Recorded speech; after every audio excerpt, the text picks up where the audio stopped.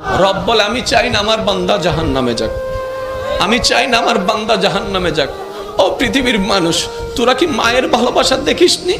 বাবা যখন মারতে মারতে তোকে বিছানায় শোয়াই ফেলেছে, বাপ বন্ধ করে দিয়েছে তোর অন্যায়ের কারণে, তোর মাটা তোর জন্য 2 বেলা ভাত খাই নাই, 3 বেলা ভাত খাই নাই, 4 বেলা ভাত খাই নাই।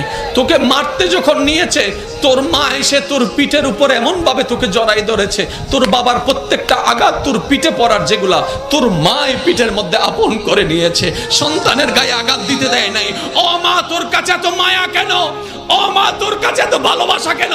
মা উত্তর দেয়, আমি পেটে রেখেছি 10 মাস, আমি পেটে রেখেছি 10 মাস, রাতকে দিন মনে হয় নাই, দিনকে রাত মনে হয় নাই, কষ্টের পর কষ্ট করেছি, আমার বমির উদ্বেগ হয়েছে, বমি হয় নাই, বমির উদ্বেগ হয়েছে, সেই কষ্টটা আমি সন্তান তোর চেহারার দিকে তাকিয়ে সহ্য করে নিয়েছি, খাবারের স্বাদ চলে গিয়েছে তারপরও মেনে নিয়েছি, আমি ডান কাত হতে পারি নাই, বাম কাত হতে পারি নাই, তারপরও আমি কষ্ট সহ্য করে নিয়েছি, আমি প্রস্রাব পায়খানা করতে পারি নাই তুই পেটে থাকার পরে, বড় হওয়ার পরে, কারণ তুই আমার সন্তান, তোর জন্য আমি সেটা মেনে নিয়েছি। শেষ পর্যায়ে জানিস রে বাবা, এমন পর্যন্ত হয়েছে তুই বাঁচবি না হয় আমি বাঁচবো, ডাক্তার বলে 2 জন থেকে যে কোনো একজনকে বাঁচা যাবে। আমি মা সেই দিন বলেছিলাম, ডাক্তার রে আমার বাঁচার দরকার নাই, আমার সোনার মানিককে বাঁচাও, আমার সোনার মানিককে বাঁচাও, আমার কলিজার দনকে বাঁচাও, আমার সন্তানকে বাঁচাও। ডাক্তার বলে, ও মা তুমি বাঁচলে তো আজও সন্তান আসবে, তুমি বাঁচলে তো অনেক সন্তান আসবে।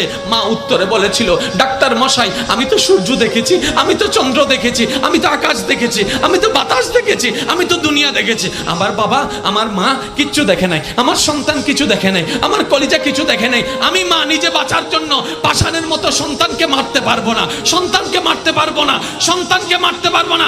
রব বলে, ওই মায়ের তুলনায় 1000 গুণ আমি রব তোকে ভালোবাসি। আল্লাহু আকবার।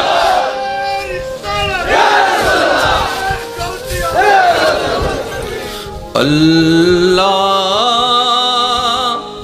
ও গো আল্লাহ,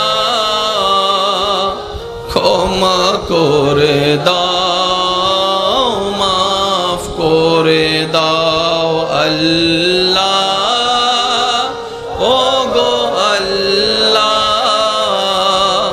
ক্ষমা করে দাও। একটু অন্তরের ভালোবাসা নিয়ে ডাকটা দেন না, আল্লাহ ও গো আল্লাহ,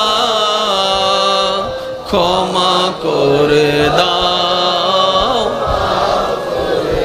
জীবন